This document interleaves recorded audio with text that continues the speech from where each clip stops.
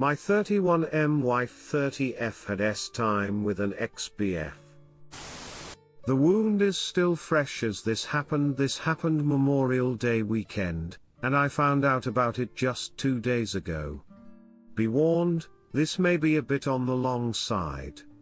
My friend I'm currently crashing on the couch have directed me to this sub as a place to vent and get insight on my situation. My wife Mary and I have been together 6 years, married for 4 of them. We met at the tail end of our time in college. She had months prior gotten out of a relationship, whereas I have never been in an actual relationship to that point. I was a player, or a duck boy as they call them these days. I admit that in my later teens, well into my 20s before I met her, I played the field. When we started dating officially, she knew well of my body count because a couple of associates were among the numbers. She's only had 2 S-time partners aside from me, the guy she dated in college for 2 years before she met me, and her HS boyfriend Nate, who happens to be the guy she cheated on me with. I'll spare you the life story of our marriage. We have no kids. We both are professionals and live in an apartment here in New York. There have been 0 hiccups in our relationship. Just the usual spats married couples have.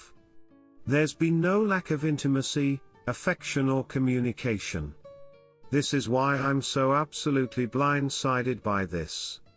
The last couple of weeks Mary had been acting strange. She was being a lot more clingy and lovey-dovey with me than normal. She's always been an attentive woman, but it felt like she was going out of her way the last couple weeks. And it also seemed as if there was something eating her up inside, but when I asked if something was wrong she'd say it was nothing. I now know that it was anything but nothing. 2 days ago, Mary comes to me as I'm doing my evening workout and says she has something to tell me. I ask what, and she drops a nuke on me. She had S-time with Nate at her parents' Memorial Day shindig in her hometown, Metuchen, NJ. They have this event every year, and this year I was unable to go because I had other obligations to tend to regarding my business. Turns out Nate had returned to the East Coast after being over in Japan for decades. From what she's told me about Nate, he was a military baby, and the reason they broke up is because his father ended up on a 4-year deployment to Okinawa. This was told to me early in our relationship. Nate apparently stayed in Japan for years after, and has recently returned to the US. Long story short, as she says, there was alcohol and lots of conversation of the old times. OD feelings flared up, and by evening's end she ended up back at his place where they had S-time. I'm usually a calm, level-headed guy, but I admit I lost my poop. It took all I could muster not to throw her out of a window. I cursed her 50 ways to Sunday and stormed out of our apartment. I didn't even bother packing anything, I just left. She tried to beg and plead for me not to go, and made an attempt to block my way to the door, but I shoved her out of the way and slammed the door behind me. In hindsight I know that's probably going to cost me, but it is what it is. Like I said, this went down 2 days ago, and I'm presently typing this from my friend's apartment.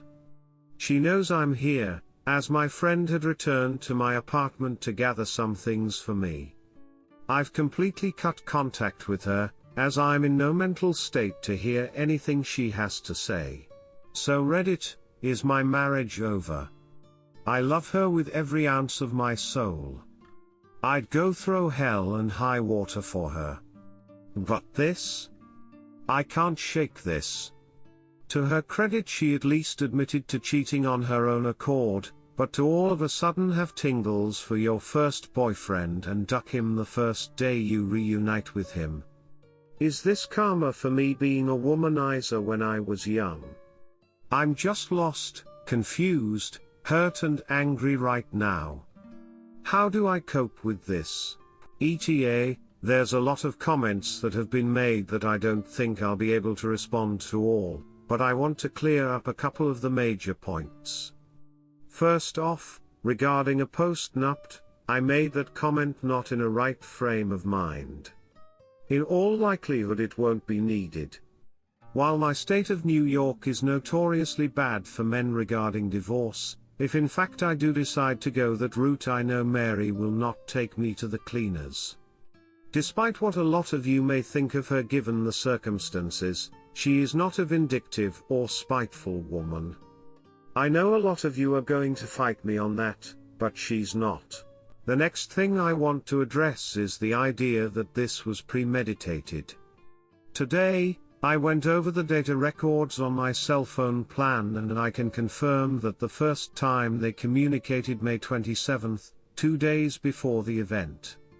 There is zero communication between the two before that point, and a few texts from Nate following, that Mary never responded to.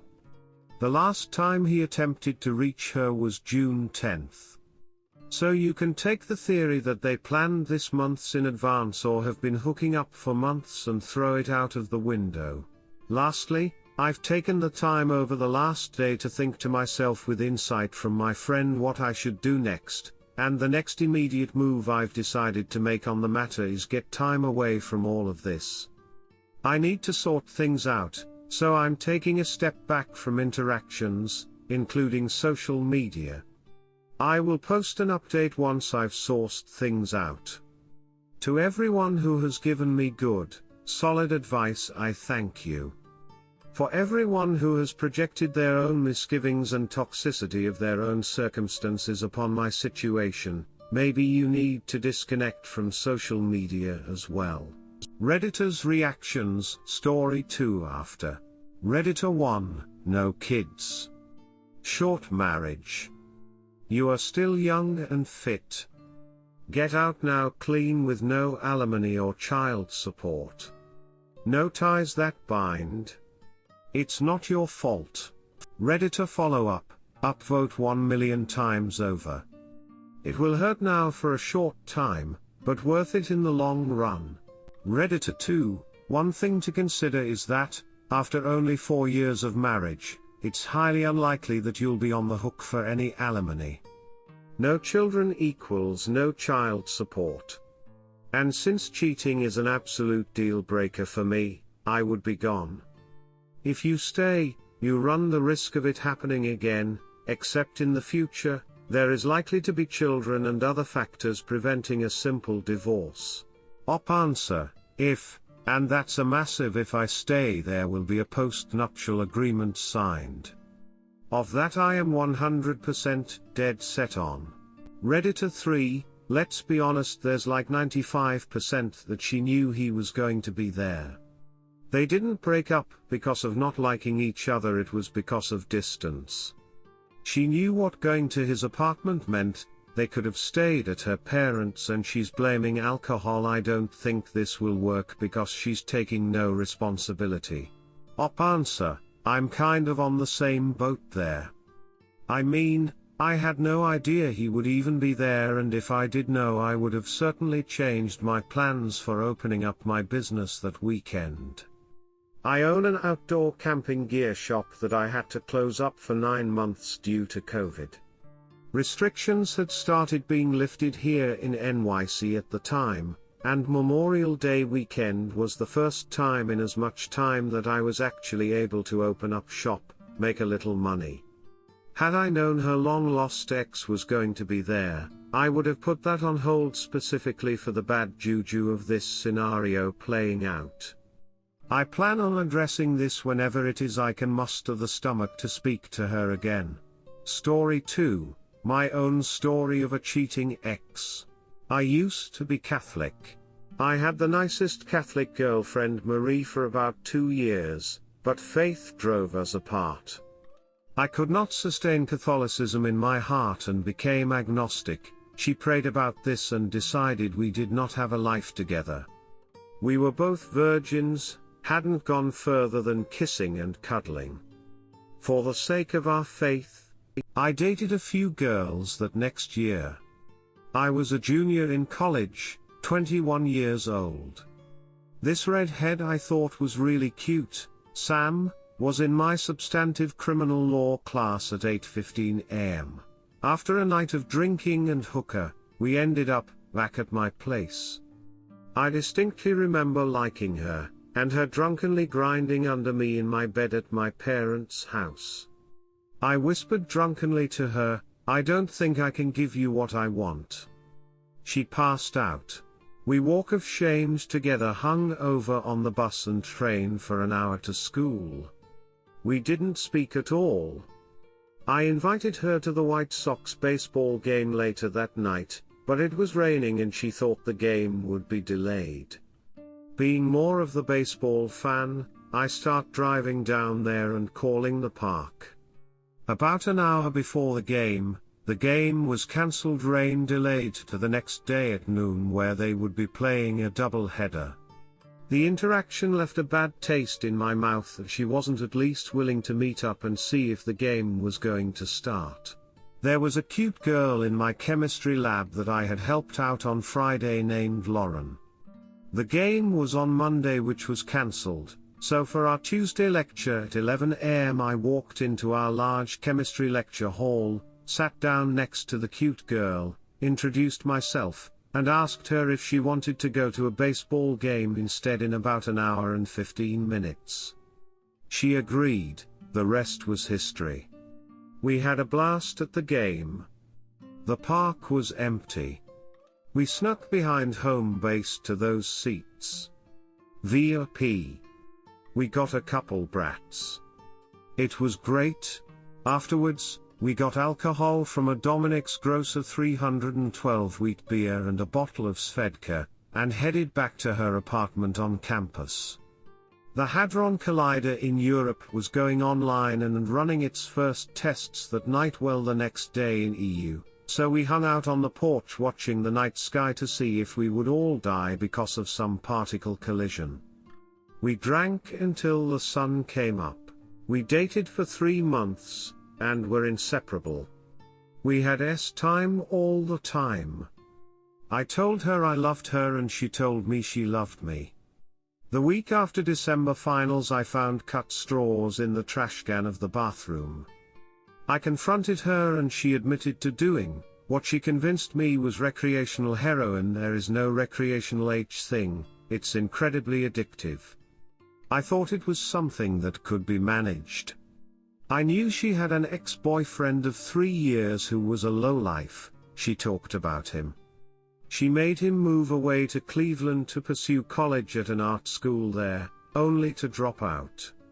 He came back to Chicago for the holidays and wanted to see her. I was against this. Over Christmas that year, since we had only been dating for 3 months and weren't on paper boyfriend-girlfriend, even though I called myself her boyfriend, and she never corrected me, we did not attend each other's holidays. I found out through some mutual friends that her ex-boyfriend had been at her house for Christmas. I was furious. I drove the day after Christmas to her college apartment to wait and confront her.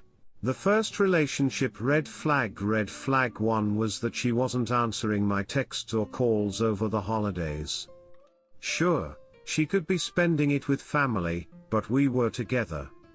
Couldn't she take a minute to text or call me? So clearly she was spending time with someone else. The roommate confirmed, her and him had been here all week, and they had been hooking up. She could hear it through the walls. She came home late that night. I had been waiting all day to confront her. He was there. I yelled. He wasn't a very big guy, so he just stayed out of it. She cried. She tried to console me. Her face was white as a ghost. Caught cheating. She told me she didn't know what we were. I asked her why. She told me she loved me and then was ducking some other guy she told me I didn't have to worry about. She tried to deny it. I told her that her roommate told me the truth, to which she turned to the roommate and said, "Oh, come on." Red flag 2. Expecting others to keep your lies for you. Pathetic. I actually called my ex-girlfriend Marie that night and she came and picked me up from the apartment. I had taken the train and needed to get out of there. It took 20 minutes for her to get down there with her parents' Suburban. I remember the rain. It was raining hard. I remember warming up in my ex-girlfriend's car. She was a better friend than this girl ever could have been. The roommate told me that the night I confronted her, she had time with her ex again right after I left. Clearly there was no remorse here. I went over there to get my things and to talk to her. I wanted to understand. But I fell for the sunk cost fallacy. She told me she was weak. When her ex came back to town, she doesn't know what came over her, but that she had to see him. I told her she made a choice to see him, and that she chose against our relationship. She promised to choose our relationship from then on, and since we weren't ever really girlfriend or boyfriend, I stupidly believed her. The reasons? I thought myself composed and strong, but this was a woman I had lost my virginity to, who just cheated on me because her ex-boyfriend was in town, and who was sitting here a few days later with no remorse for it. I was weak. I asked why she did it. She said she was weak. I thought we weren't so different. I didn't want to give her up. I was stupid. I can say now that I should have walked away. If I had resources like this group, I probably would have. New Year's was terrible. I broke my thumb falling off a porch. I was so drunk and upset about what happened. But in the new year, we were together again. Having time. Having fun. We were boyfriend-girlfriend. I met her parents. Then the recreational drugs picked up. Recreational heroin, $10 a weekend, turned into $10 a day, $20 a day, then $50 a day. Eventually she was spending $100 a day on drugs and stealing my things and her family's things to pay for drugs. She sold one of my Nintendo handheld systems to a pawn shop thinking it was her ex's. I drove her to a methadone clinic. I said if she didn't get out and get help, I'd never see her again. She got help. I made it my mission to drive her there every day if I could, but she could take the bus as well. I was helping and felt helpful. We moved in together. She put up her ex's artwork. He was an impressive ink panel artist. Her ex moved back to town. He moved about 2 miles down the road from our apartment. About a year and a half into us living together, I came home early from work to surprise her. She didn't have classes that day and found him sitting on our open futon in the living room. I was livid. That's where I sleep with my girlfriend, where we are intimate. I freaked out. He was to me a trespasser. I didn't take it well, screamed for him to get out, threw one of his glass-framed works at him as he left. Apparently it cut his eye. Risk you run. She said she wasn't cheating, he's just a friend. Over during the day. Without my consent. An ex. She seemed to find nothing wrong with this. They were friends after all, something she couldn't give up even though she had cheated on me with this person. She was a user. She was always a user. She would do whatever, say whatever. To get what she wants? Do you know how I know she was a user? Her habit got so bad I had to drive to her parents on a Sunday to tell them what had been going on. I found purses full of cottons and used spoons, needles. Proof she was using again. She told me if I involved her parents we would never speak again. I did anyway. We agreed she needed rehab. Drove down to get her. She hugged me and thanked me for getting her help. I visited her every weekend during family hours. After a month she got out and was going to meetings. I drove her to those. She got a job, but was fired after a couple months, couldn't hold a job, was failing at school. Lots of pressure, she said, to get things right. She had also broken several of my bongs in our home and promised to repay me for them, never did. She did get me a promise ring. That cost like $60 at the Renaissance Fair, saying that this was a repayment plus birthday gift all in one. Yay! $500 worth of broken bongs and a birthday present. So thoughtful? Sarcasm. I decided that I was done paying more than half our rent and having her parents pay the rest. I wasn't comfortable with it that after 2 years living there, she hadn't become more autonomous, and instead went the other direction. We moved out. I refused to sign another year lease. We both moved back in with our parents but kept dating.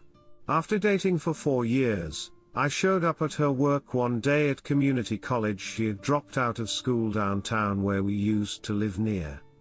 She was upset that I would show up there on her break. I brought her flowers. She kissed me and said we would talk after work. We met at a bar. She broke up with me, citing that I always tried to hold her responsible for the wrongs she committed over our relationship, and needed a no-pressure support system to be able to heal from addiction. Whatever, yeah, I was frustrated that she was paying everyone back but her boyfriend, the person she was supposed to love. Then it hit me, she's a user. Of course she didn't need to pay me back, I was her piggy bank. Mentally, I was swimming. I threw the ring down on the table, paid my check without a word, and left. She blew up my phone for 20 minutes before I picked up. She apologized again about the breakup, and said we could still see each other. She also offered me $1,300 cash, an amount her parents were willing to pay me for the methadone treatment I fronted for her, when they didn't know she was getting help. Their insurance took over for the treatment after that, I think. I viewed the $1,300 as a consolation prize. It was never about money to me, and her offering me money just made me feel that much worse. I declined it. I shouldn't have. It would have been nice to have. We did the FWB thing. Over the summer she came over and would sleep over. One morning my dad came downstairs and I had to block his vision near the stairs. He goes, "So you're going on that blind date tonight, right?" "No, Dad, it's more just people going out with friends." She was pissed. Pissed that I would go on a date with someone else. She kind of gave up that right when she broke up with me. She tried to come over again. I told her no. At that time, I was dating this other woman, Colleen, for 10 days and wanted to see where it was going, so it wouldn't be fair that I kept sleeping with her. She wouldn't take no for an answer. She drove to my house at 130 am and pounded on my door until I opened it. I sat in her car and calmly explained to her that I was now dating someone else. She cried, as if she was losing something. Something she had never treated right. Something she had no right to after all that had happened. She left and I went back inside and went to bed. Sleeping with her after we broke up was the most empty experience of my life. I remember it distinctly, me looking at her during the act and just thinking, what am I doing? I realized I just missed being close with someone. We all miss this. This is normal. But when the person we love is the problem, it's harder to see. We often have compulsions that go against our best interest. About 6 months into my relationship with Colleen, I'm sitting in bed at 2 am. I get a call from my ex. Colleen tells me to pick it up. I put it on speakerphone. It was her, crying. She told me that she was our ped at a party, and that's why she broke up with me. I felt for her. I really did, if this was even the truth. I felt bad for disbelieving a possible RP victim. She told me she didn't think I'd take it well and that she needed to break up to get space in our relationship, because she was dealing with her sexual assault. It didn't add up. It was user behavior. She was trying to do anything she could to try and get back in. I wasn't having it. I've never been put in the position to disbelieve our RP victim. And had to disbelieve her that day. She was just such a manipulative person during our relationship. I knew that I knew better at that moment. She wanted to hurt me, plant the seeds of what if. Cheaters are terrible people. They put you in positions you never think you'll be in. A lot of my story doesn't have to do with cheating, but this woman has cheating down in her bones. If it serves her, she will do it. If it makes her feel better, she will do it. If you find yourself staring down the barrel of a city situation because of someone else, you should leave. You are signing yourself up for pain. Looking back, after she cheated on me, that should have been it. But I signed myself up for the pain. It's part of me now, part of my experience. And I will never stay a single day with another cheater again. Thanks for listening and reading. Redditor's reactions. Redditor 1, I hope men take this away from your story. Once she cheats, cut her out of your life, no ifs, buts or maybes. No matter if you knew each other for a day or have been married for 3 decades, no matter how many kids.